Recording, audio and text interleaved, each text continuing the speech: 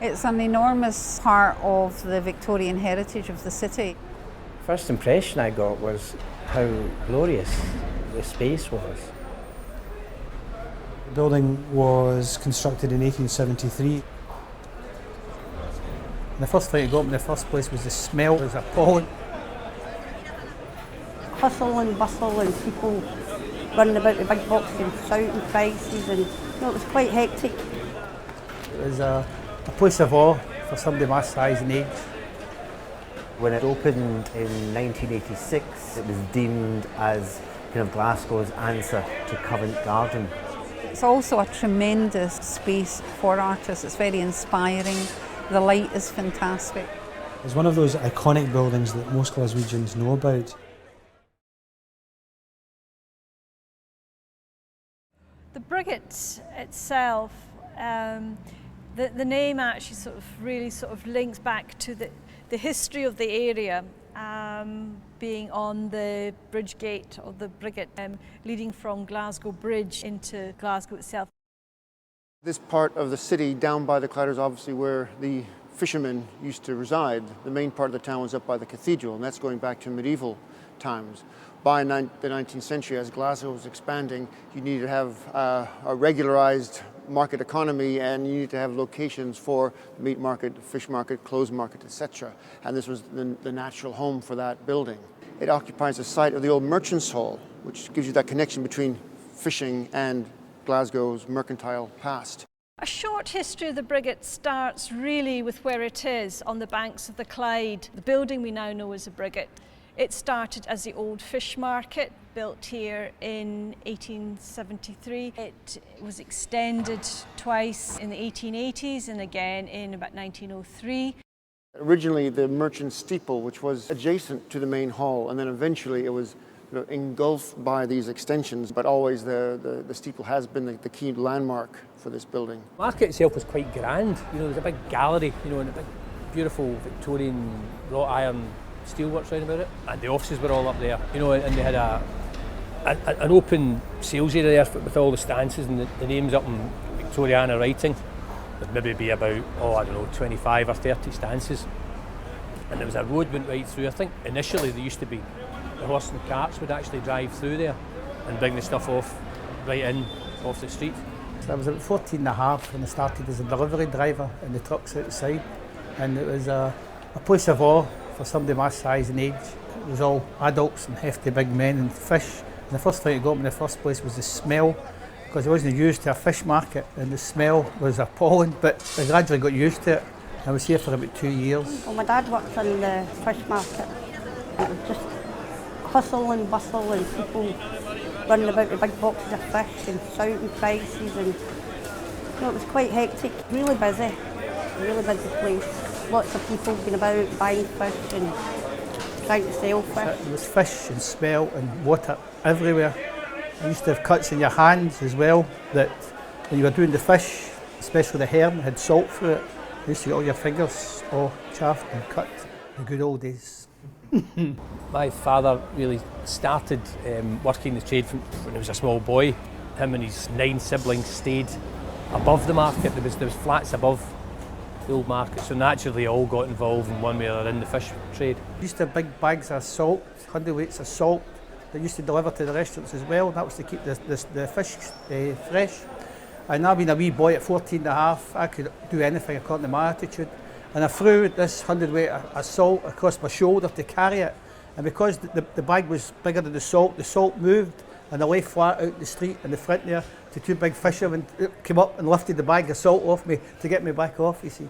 That way you learned the hard way as a 14-year-old what life was all about. We had a wee shop across the road from the old fish market, and they used to fillet the haddocks along there and bring them along to the shop for sale. And they were in these steel trays, which were sugarly at the best of times, and you're carrying them along, you maybe get 2 stone in weight in them. Only a wee boy, 7, 8, 9 years of age, and you were terrified. It's not the first time you've seen people older than me used to drop them, but I was terrified. The sweat was down your back, worrying you were going to drop them. And I had a big, massive barra that used to go and collect the stuff. This was a special one for the Queen. It was about that size, big, massive salmon. I had to take the Queen's salmon in a barra all the way through Glasgow, up Buchanan Street, and all the way around back down to the Central Hotel. It learned you about the life and the world was outside and things like that. It was absolutely unbelievable. And seeing fish and exotic places that you couldn't believe that you could ever imagine, that someday you would dream about it or go and see it or something like that as well. It was the same idea. It was just learning. It was good. And it continued as a fish market right up until 1977 when it closed. But because this is an incredible looking building, if you sort of think of it as, you know, a fish market. People got together who were very keen that it should be saved, architectural historians, people interested in Glasgow's history and heritage, and also sort of local community. The Briggait was originally saved in the 1970s when the Briggait Trust was founded, when the corporation, Glasgow Corporation at the time, took a decision to demolish the building. In the early 80s it was a ruin, and I was working with the Briggait Trust, which later became the Glasgow Building Preservation Trust. We created this company, the Briggait Company, with the prudential assurance to do the initial restoration. I visited with my colleagues to do a feasibility study when we were appointed by the Briggait Trust, who got approval from the City Council to carry out the study. Even in those days when it was obviously leaking and in a terrible condition, it was still so splendid when you walked in and you looked up at this fabulous roof and the whole impact of the fish market. You just knew that this could not be demolished, could not become a multi-storey car park, which was what the site was being earmarked for by the council at that time. The first impression I got was how glorious the space was when we came in at first. Of course, remember this, when we came in it was full of debris and stuff which had fallen through the roof. It was a glorious space and it filled us with enthusiasm that we could do something exciting for Glasgow. We wanted to establish a building that had artisans' workshops, but the private sector, which was the prudential assurance, advised that we should really create a shopping centre which required heating and ventilation, and that meant that the rents were much higher than we had anticipated, and it priced artists out of the venue altogether.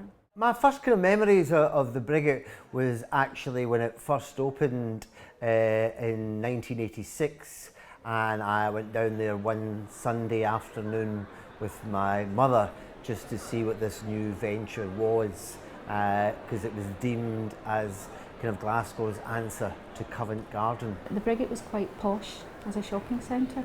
So it's the sort of place we used to wander into and feel as though we shouldn't really be here, we're scum. We're just art students, we should be somewhere else. So it was really nice.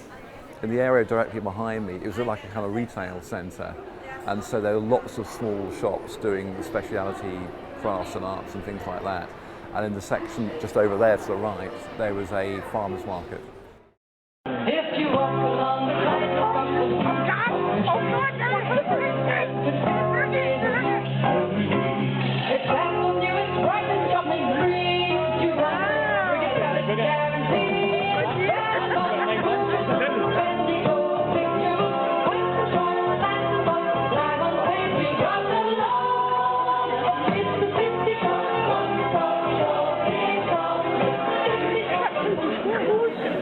Looking at it, I just thought that it had a really, really nice feeling about it, a nice vibe, and that it would be an ideal place to open our first salon. And it had a variety of different shops in it, and a lot of them were kind of arts and crafts shops, a lot of them kind of designing shops, a lot of first-time businesses. It had a food halls in it, it had people who were making their own jewellery, who were making their own clothes, it had a bar, it had a shop called Blondes, which was a very trendy ladies' clothes shop. Also had a cafe called the Blue Note Cafe, and that's where I used to go with my friends.